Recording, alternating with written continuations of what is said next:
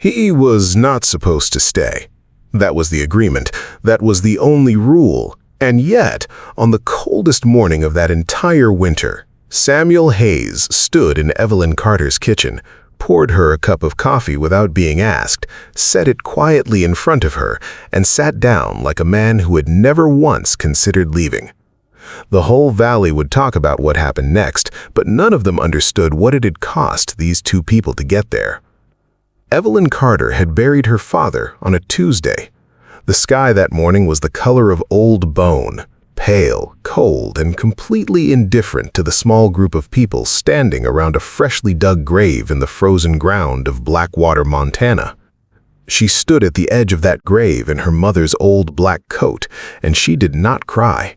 Not because she didn't feel it, because she had spent 43 years watching her father face every hard thing in his life without flinching in public, and she decided the least she could do was give him the same dignity at the end. She held herself together the way the old fence posts on her property held themselves together, not because they were unaffected by the weather, but because they had been set deep enough to stay upright even when everything around them was shaking. Her father, Robert Carter, had been the kind of man who said important things quietly and saved his silence for moments that didn't deserve words. She remembered being 7 years old, standing beside him in the south pasture after a late frost had killed most of the early crops. Another man might have cursed or wept or called it a sign to quit. Her father had stood there for a long moment, looking at the ruined rows, and then he had taken her small hand in his large rough one and said, "The land forgives a bad season, Evie, and so do we." He had squeezed her hand once and then walked back toward the barn to begin the work of starting over. She had followed him. She had always followed him. Until now, when there was nowhere left to follow. 3 days after the funeral, a man in a clean gray suit knocked on her door and placed a folder on her kitchen table with the careful precision of someone who delivered bad news so many times it no longer registered on his face. Her father had taken out a loan 18 months earlier, a decision made in private, carried in silence, the way her father sometimes carried things he didn't want to burden her with. The debt was now hers, and under the county's property protection laws, a single woman without a cosigner or a legal spouse had until the end of winter to find a solution, or the ranch her grandfather had broken his back to build would belong to someone else before the first thaw. She sat at that kitchen table for a long time after the man left. Outside, the wind moved through the pine trees along the creek in long, low waves, the same sound it had made her entire life, the same sound that had always made the house feel anchored to something permanent. Now, it just made the silence louder. She was practical. She had always been practical, and so she did not sit there and grieve the situation. She sat there and thought through it. The way her father had taught her to think through hard things, not around them, not away from them, but straight through the middle until she could see the other side. And when she finally stood up, she already knew what she was going to do. Samuel Hayes lived 2 miles east of her property, separated by a frozen creek and a stand of old pines that had been rooted in that ground for longer than either of their families had existed in the valley. She had known of Samuel her whole life. In a small valley, you know your neighbors the way you know the mountains, by their outline, by their seasons, by what people say about them in low voices. What people said about Samuel Hayes was that he had once been a different man, warmer, more present in the world, and then his wife, Clara, had died during childbirth 7 years ago, along with the baby they had already named, and something in Samuel had gone very quiet and never come back. He worked his land, he kept his fences in order, he came into town only when necessary. He was not unkind to people, he was simply unreachable. The way a light behind frosted glass is visible, but gives no warmth. Evelyn drove to his ranch on a Tuesday afternoon with the temperature sitting hard below freezing and the sky pressing down on the valley like a gray wool blanket. She knocked on his door, and he opened it and looked at her the way he looked at everything, with patience and no particular expectation. She told him she needed 10 minutes. He stepped aside and let her in. She sat across from him at his kitchen table, and she told him everything: the debt, the legal clause, the deadline. She told him she was not asking for anything real, a legal arrangement only, a marriage on paper that would satisfy the county requirements and protect the land. She promised it would cost him nothing. She would make no demands on his time, his life, or his feelings. She looked at him the entire time she spoke because she believed hard things deserved to be delivered face to face without flinching. Samuel sat with her words for a long moment. He looked at his hands on the table. Then he looked at her, and he said he would agree under one condition. What happened between them stayed simple, no complications, no emotions, no expectations that either of them could walk away from when the time came.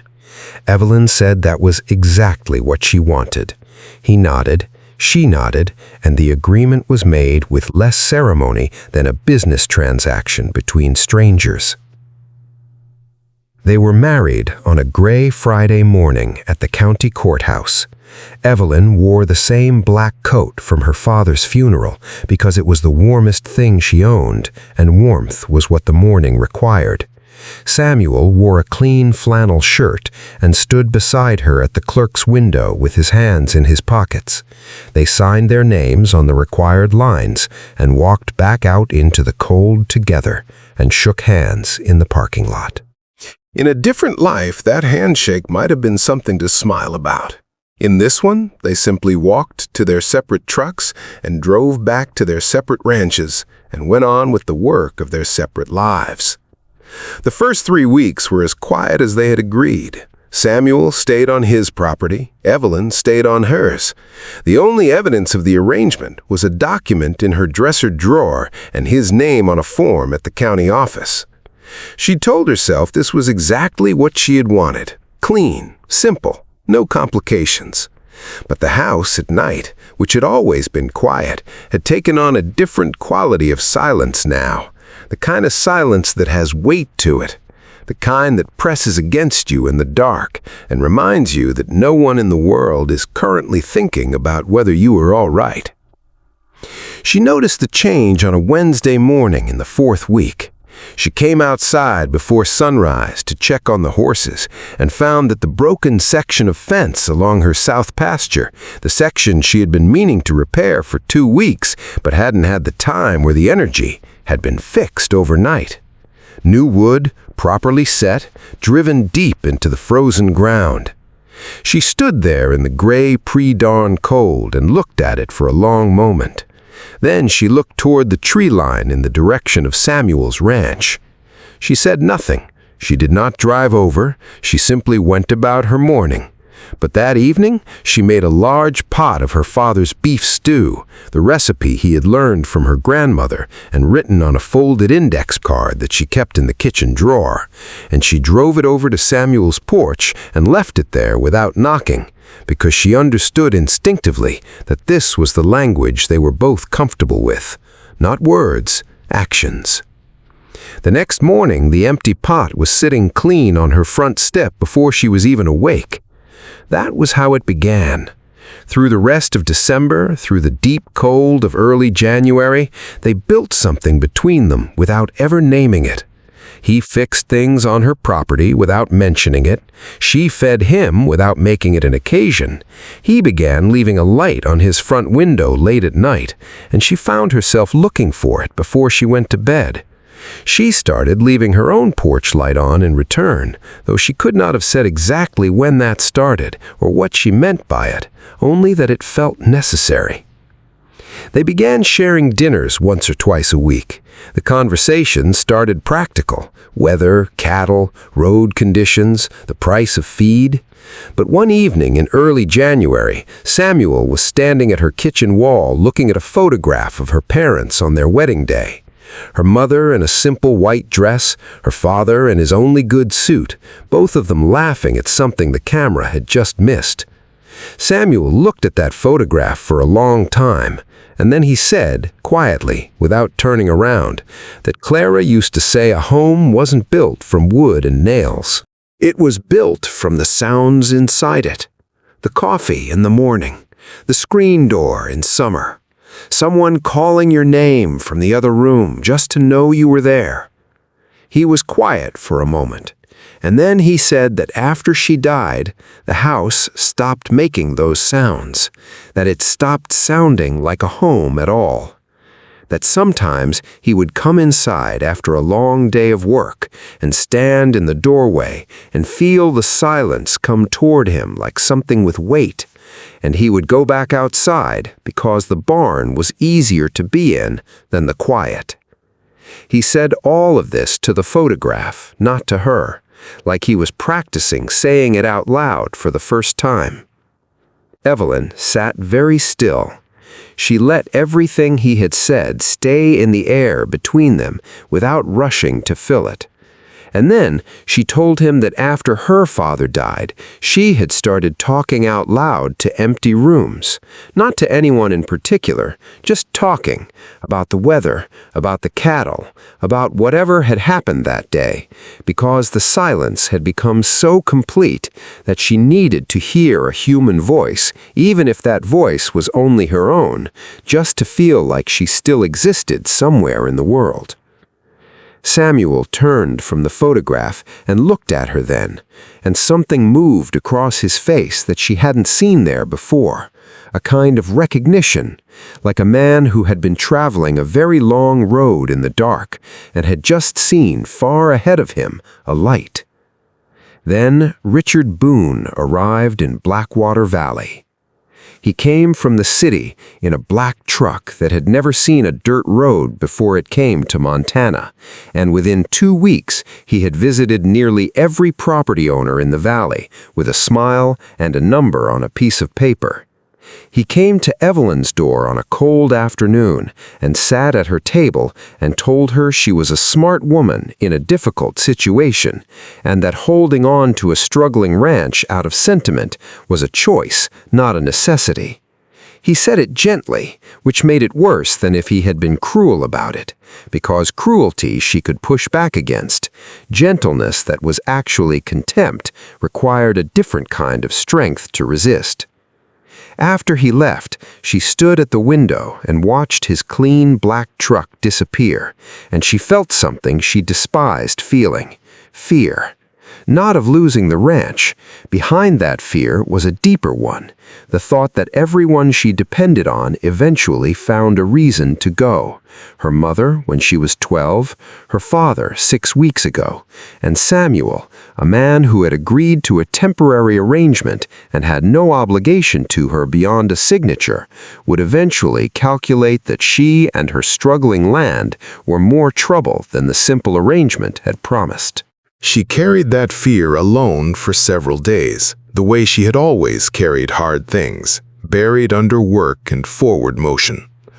But Samuel was a man who had spent years learning how to read silence, because silence had been his only company for a long time. He noticed when she stopped meeting his eyes across the dinner table.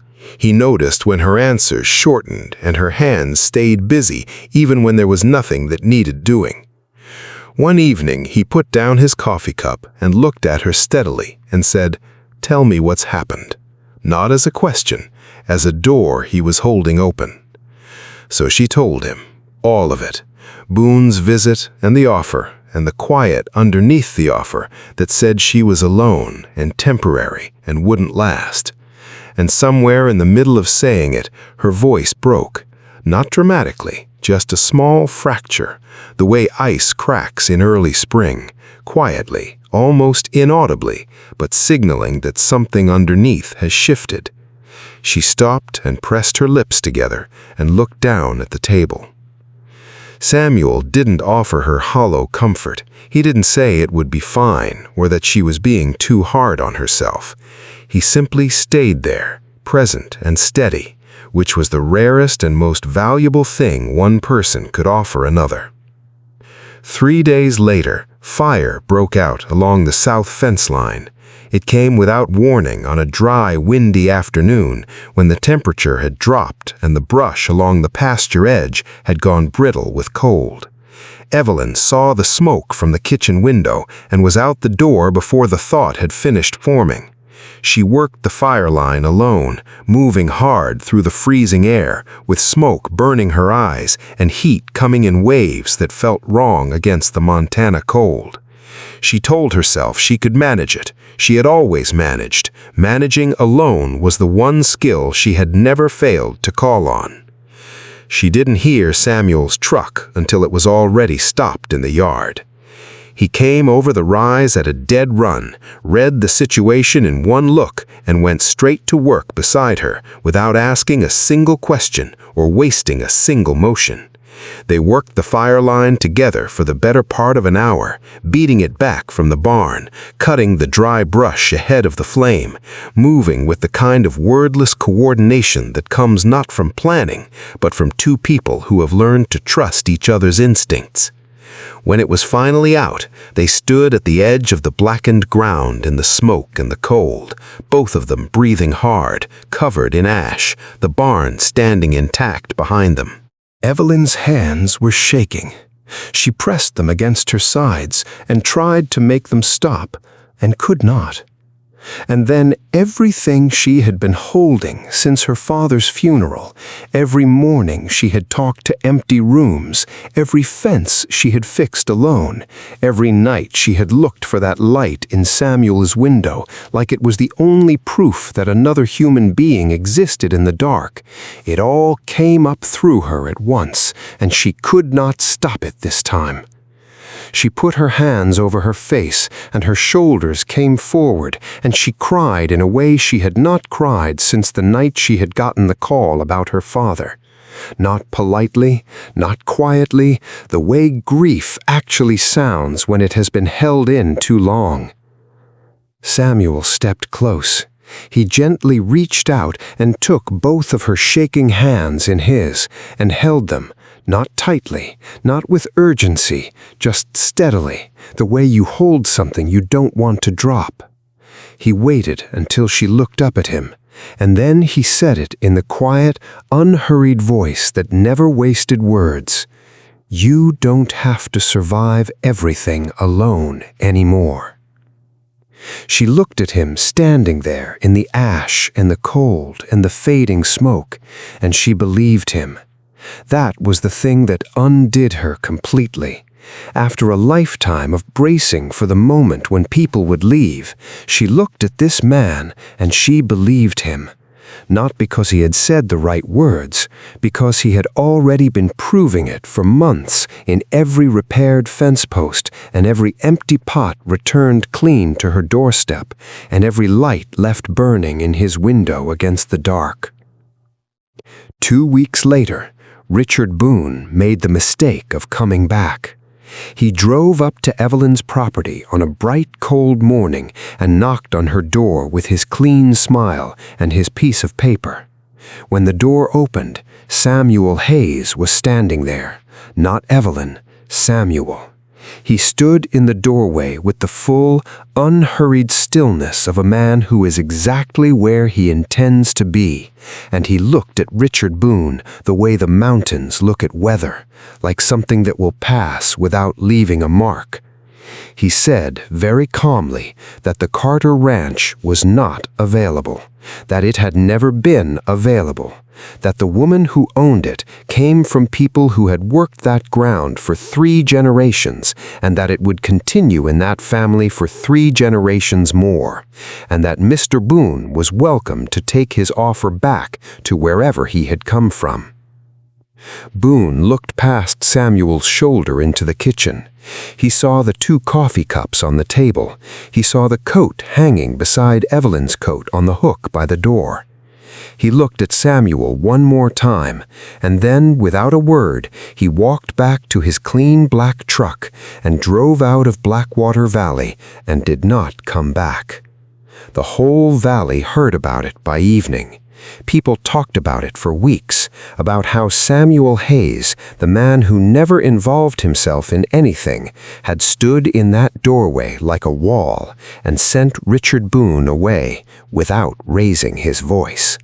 What they didn't understand, what none of them could see from the outside, was that Samuel hadn't done it to make a point. He had done it because somewhere over the course of that long winter, that door had become his door too. And he was simply unwilling to let anything take from Evelyn what her father had spent his life protecting. The morning after, the kitchen was warm, and the snow outside was falling in that slow, deliberate way it falls when winter is thinking about letting go. Samuel was standing at the window with his coffee cup, and the light was coming in at a low angle the way it does in February, when the sun is beginning to remember the valley again. He turned and looked at Evelyn sitting at the table, and he set his cup down, and he told her the truth the only way he knew how to tell it, plainly, without performance, without building up to it. He said, "Somewhere along the way, this stopped feeling temporary to me." The kitchen was quiet except for the snow outside and the low sound of the coffee and the sound of everything between them that had been building since the first repaired fence post, since the first pot of stew on the porch, since the first light burning in the dark window across 2 miles of frozen Montana Valley. Evelyn sat very still. Her eyes filled slowly, the way a glass fills, not all at once, but steadily until it cannot hold any more. She did not say a great speech. She was her father's daughter, and she had never trusted grand speeches. She just looked at Samuel and nodded, once, the way you nod when something true has finally been said out loud after a very long time of only being felt. Spring came to Blackwater Valley the way it always comes, not in a single arrival, but in small surrenders, ice releasing from the creek in the mornings, mud returning to the road, the first thin line of pale green appearing at the far edge of the south pasture, the same pasture her father had stood in with her when she was 7, telling her the land forgives a bad season. Evelyn stood in the yard one morning in March with a cup of coffee warm in her hands and the light coming clean and gold over the mountain ridges, and she thought about what her father had said, about the land remembering, about how it holds every hand that ever worked it, every season it ever survived, every person who chose to stay. Samuel came out of the barn behind her and walked across the yard and stood beside her without a word, because they had long since moved past the need to fill silences with anything other than presence. His shoulder was near hers, and the steam from both their cups rose and mixed in the cold morning air, and somewhere down the valley a bird called once and was answered. Her father used to say that home was not the house. Home was the feeling of not being alone inside it. Evelyn understood that now in a way she hadn't when he first said it.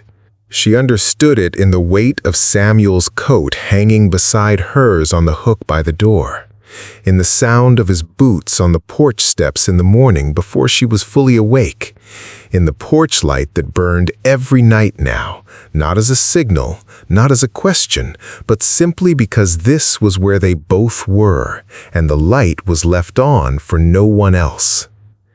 She had come into that winter alone and afraid, and absolutely certain she could survive it by herself.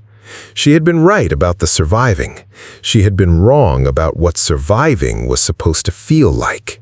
It was not supposed to feel like this, like warmth, like being known, like someone who had seen every broken and frightened and stubborn part of her and had quietly, without asking permission or making promises, chosen to stay anyway. She had not been looking for Samuel Hayes. She had been looking for a way to save her land. But sometimes the thing you go looking for is not the thing that finds you.